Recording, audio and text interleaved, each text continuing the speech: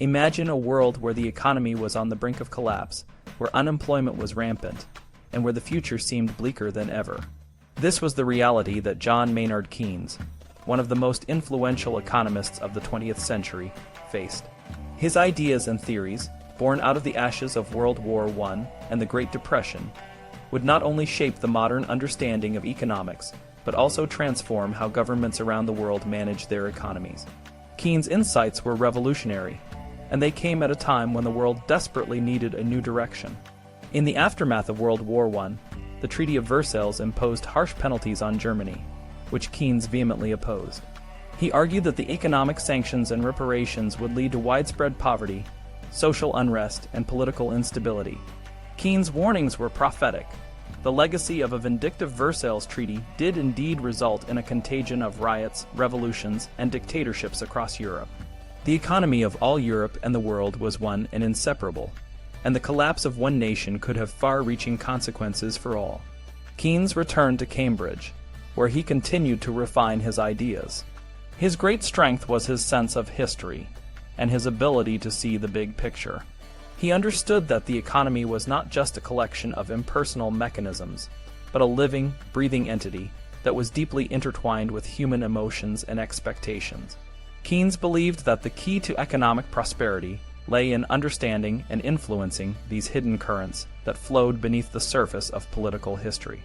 He saw the economy as a complex system that required careful management and intervention to ensure stability and growth. One of the most significant problems Keynes identified was unemployment. While classical economists like Adam Smith focused on wealth and the mechanisms of the marketplace, Keynes saw unemployment as a modern evil that needed urgent attention. By the early 1920s, unemployment in British mines, shipyards, and factories had reached alarming levels, and Keynes began to challenge some of the neoclassical dogmas that had dominated economic thought for decades. Keynes joined forces with Lloyd George, who, despite not being an economist, shared Keynes' concerns about the growing unemployment crisis.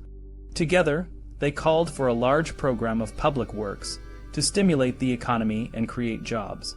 Keynes argued that the government should use its resources to fund infrastructure projects, such as building roads, bridges, and public buildings.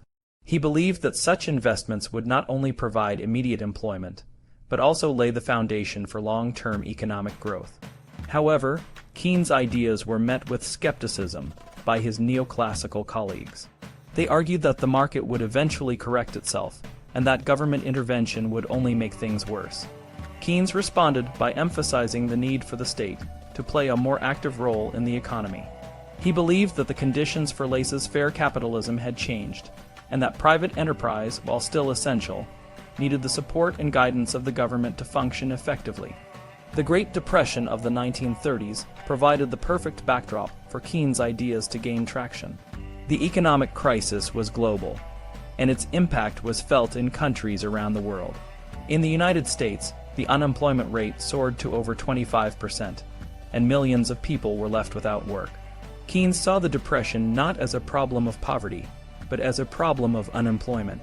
He shifted the focus of economic theory from the impersonal mechanisms of the marketplace to the human suffering caused by widespread joblessness. By 1936, Keynes had developed a comprehensive theory to address the problem of unemployment. He published his seminal work, The General Theory of Employment, Interest, and Money, which became the most influential economic text of the 20th century. The book was written for experts in the field and was not easily accessible to the general public, but its impact was profound.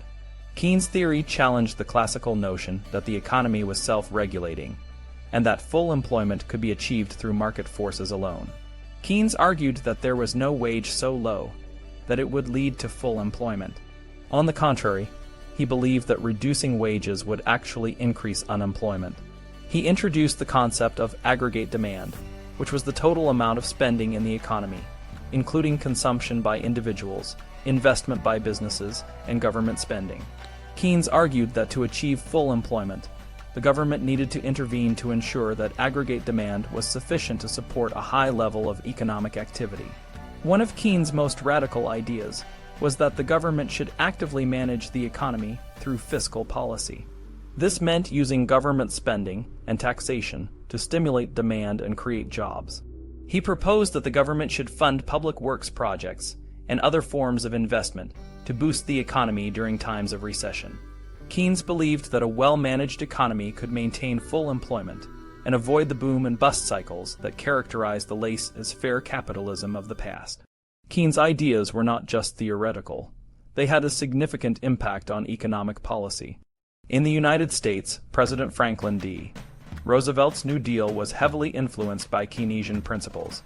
The New Deal included a range of programs designed to provide relief to the unemployed, stimulate economic growth, and reform the financial system.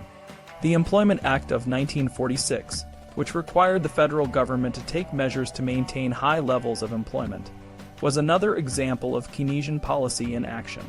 Keynesian economics continued to shape economic policy under subsequent administrations, including those of Presidents John F. Kennedy and Lyndon B. Johnson. Keynes' influence extended beyond the United States. At the Bretton Woods Conference in 1944, Keynes played a key role in the creation of the International Monetary Fund (IMF) and the World Bank. These institutions were designed to promote international economic cooperation and prevent the recurrence of another Great Depression. Keynes' ideas also led to the collection of more accurate and comprehensive economic data, which helped policymakers make more informed decisions. But Keynes' legacy is not just about his economic theories.